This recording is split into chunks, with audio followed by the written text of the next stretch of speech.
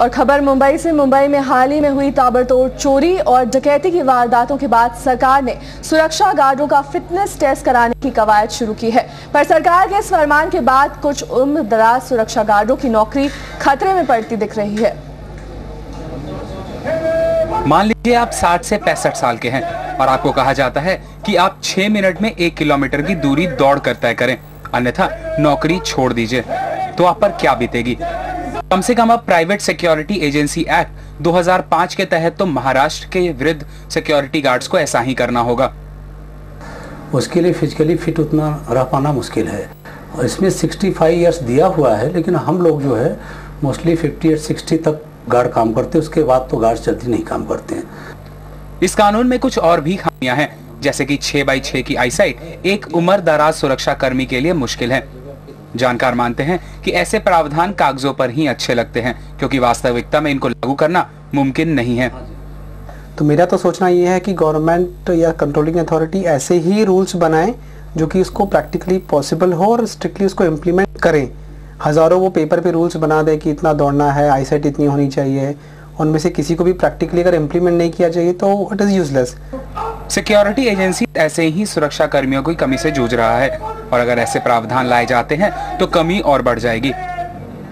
एक 20 से 25 साल के सिक्योरिटी गार्ड के लिए 1 किलोमीटर की दूरी 6 मिनट में तय करना आसान बात है।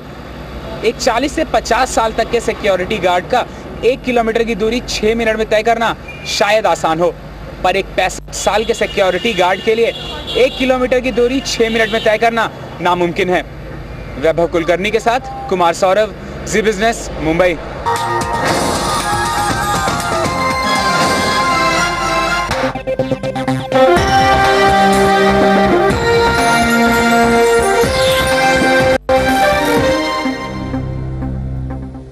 ब्रेक के बाद आज की बड़ी खबर में एक बार फिर से ब्रेक में आपका स्वागत है। अब देश की बड़ी बड़ी कंपनियां भी भारी पैमाने पर टेम्पररी कर्मचारियों को रख रही हैं। इस तरह कंपनियां परमानेंट कर्मचारियों को दिए जाने वाले लाभ देने से बच जाती हैं। ऐसे कर्मचारियों की नियुक्ति केवल किसी खास प्रोजेक्ट के पूरे होने तक ही की जाती है।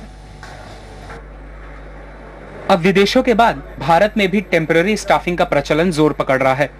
दुनिया भर में टेम्पररी स्टाफिंग $140 बिलियन की इंडस्ट्री है, जो तकरीबन 50 लाख लोगों को नौकरी देती है। वहीं भारत में 80 लाख से 1 करोड़ लोगों को जल्द ही टेम्पररी बेसिस पर नियुक्त किया जाएगा।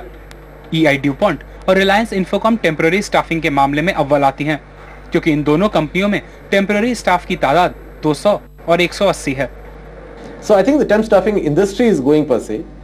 A lot of MNCs are coming up, setting up their offices in the country, and the growth is across industries, across functional areas. Like typically, the belief was all this while temping was a more common phenomenon with the MNCs because they've seen that, they experienced that as a phenomena.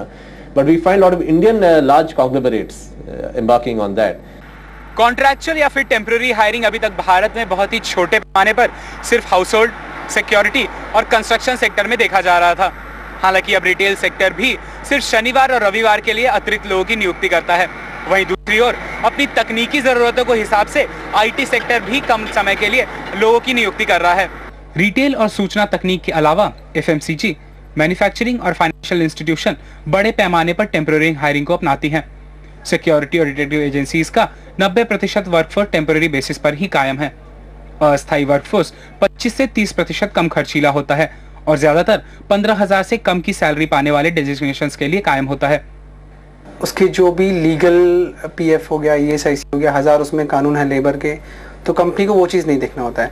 उसको सिर्फ एक lump sum amount से contractual labour पे ले 1 साल के लिए, 2 साल के लिए लिया, उसके बाद उनके ऊपर है वो टर्म रिन्यू कर रहे हैं या नहीं कर रहे हैं। तो बेसिकली जो परमानेंसी आ जाती है लोगों में, यूनियन वगैरह का जो प्रॉब्लम आ जाता है, इससे वो चीज़ नहीं होती है।